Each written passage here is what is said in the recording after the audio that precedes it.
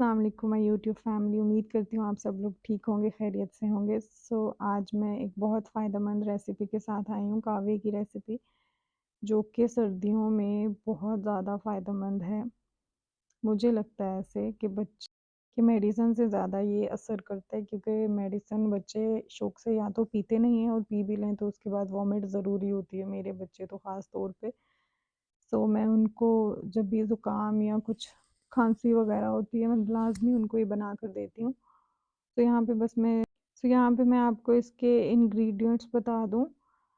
अदरक और दालचीनी इसके मेन इंग्रेडिएंट्स हैं, बाकी इलायची और सौंफ मैंने वैसे ही जायका बेहतर करने के लिए, क्योंकि अदरक की वजह से थोड़ा कड़वा टेस्ट हो जाता है, और ये ग्रीन टी थी मेरे।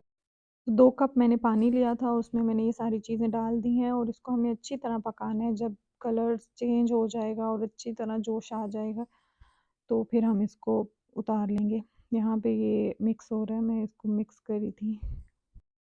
और चीनी भी आप यूज़ कर सकते हैं, लेकिन बेहतर यही है कि शहद यूज़ करें, क्योंकि शहद के भी अपने फ़ायदे हैं, और वो भी।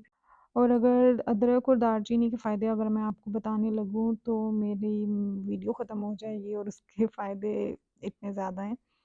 तो यहाँ पे मेरी और यहाँ पे कहवा मेरा रेडी हो गया। बिल्कुल ठंडा भी नहीं बच्चों को पिलाना, ना ही ज़्यादा गर्म। जब नॉर्मल टेम्परेचर पे हो, तो तब नीम गर्म हो फिर पिलाना है।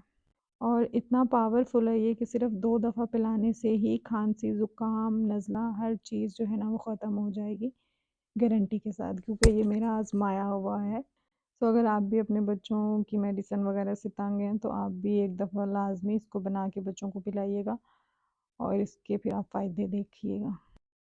बेशक मेडिसिन इम्पोर्टेंट ज़रूर होती है, लेकिन ये चीज़ें, देसी चीज़ें भी बहुत ज़्यादा फ़ायदेमंद होती हैं, इनको भी ट्राई करना चाहिए। हमारे बड़े जो रेसिपीज़ देसी टोटके हमें बता के गए हैं, उनके बहुत ज़्यादा फ़ायदे ही हैं यकीनन।